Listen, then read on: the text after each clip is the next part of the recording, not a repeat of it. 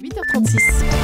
Et voici la revue de presse sur Europe 1 de Natacha Polony. Bonjour. Bonjour Bruce, bonjour Julie Bonjour. et bonjour à tous. Aujourd'hui en une de vos journaux, on sent que c'est la fin de semaine qui approche. Alors je dis pas ça parce qu'on pourra enfin se reposer, mais parce que samedi c'est la manifestation des opposants au mariage gay. Et d'ici là, les unes vont pas être très variées. La dépêche du midi, mariage pour tous, le débat dérape. Métro, mariage gay, les cathos tiquent. Pas mal le titre, Oui. les cathos tiquent. Bon, il y a quand même aussi Jérôme Cahuzac dans la Oui, presse c'est ce matin. l'autre feuilleton de la semaine. Et là, il y a rebondissement. Alors, en une de Mediapart, bien sûr, on se réjouit. La situation se complique pour Jérôme Cahuzac juridiquement et politiquement. Mais comme Jérôme Cahuzac a annoncé que lui aussi, il est satisfait de l'ouverture de l'enquête préliminaire, accusés et accusateurs sont renvoyés dos à dos. Oui, tout le monde est content, c'est Mais quand même oui. assez rare. Jacques Camus dans La République du Centre. Il faut bien se dire que dans cette affaire, l'épreuve de vérité sera forcément dévastatrice pour Jérôme Cahuzac ou pour Mediapart. Alors évidemment, la comparaison avec Éric Woerth est sous toutes les plumes, parce que blanchiment de fraude fiscale, ça fait désordre. D'ailleurs, il semble que ça, ce soit le constat du jour, ça fait désordre. Les mots claquent, choquent, écrit Rémi Godot dans l'Est républicain, surtout lorsqu'ils sont accolés au nom du ministre du Budget. Mais dans la Charente libre, Yvan Drapeau souligne le problème principal. Une démission forcée de ce père Larigueur résonnerait comme un coup de tonnerre politique en ce début d'année difficile pour François Hollande. Alors on ergote sur la jurisprudence Balladur, Mediapart raille le flou une fois de plus de l'Élysée qui maintient sa confiance, mais en fait tout le monde se dit qu'il vaudrait mieux que ça se termine très très vite. Alors, on parle un petit peu moins de Gérard Depardieu aujourd'hui dans la presse. Faut-il Mais s'en réjouir? oui, Je vous mais laisse- il est remplacé. Voilà. On n'en finit pas de parler exil fiscal. Alors il faut lire le papier d'Éric Neuhoff dans le Figaro ce matin, consacré donc au départ de Mathieu Kassovitz.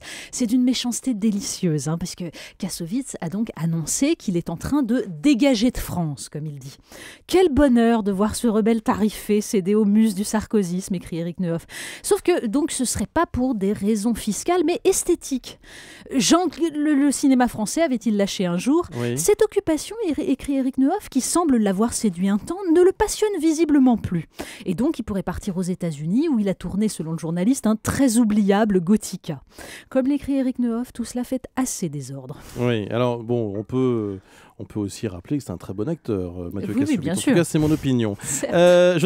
On ne sait pas où il va aller, loin peut-être. D'ailleurs, loin, c'est là aussi que nous emmène le magazine Marie-Claire. Mais très, oui, très parce loin. que l'un part et les autres arrivent. Donc c'est cette enquête dans Marie-Claire ce mois-ci sur Mayotte, seule île des Comores à être restée française par le bon vouloir de Valéry Giscard Ouais. d'Estaing et devenue département en 2011 par la grâce de Nicolas Sarkozy.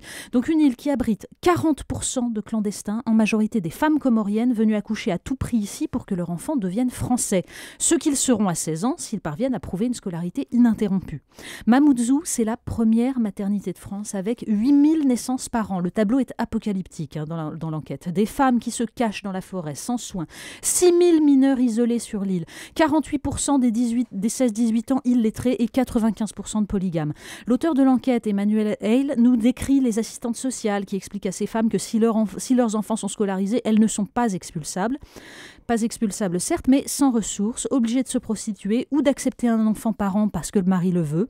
Donc une sociologue raconte le rejet croissant des Mahorais vis-à-vis de ses cousins comoriens qui sont de plus en plus encombrants.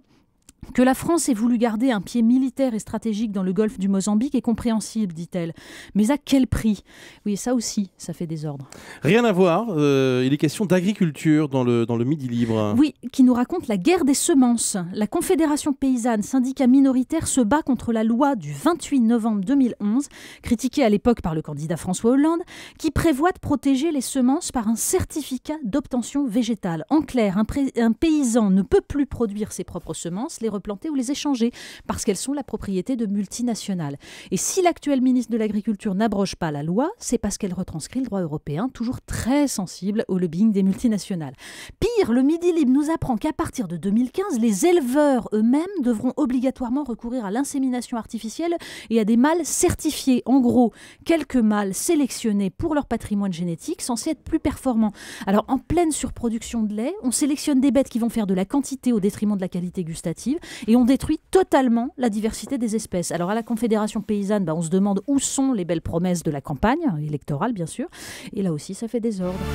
Le clin d'œil du jour? Eh ben, encore un gros désordre chez les riverains de la place du Tertre à Montmartre. Qu'est-ce qui se passe? Le Figaro nous apprend qu'un Starbucks va ouvrir avec ses cafés, vous savez, bourrés de sucre, d'arômes chimiques, sur la place emblématique de la Bohème.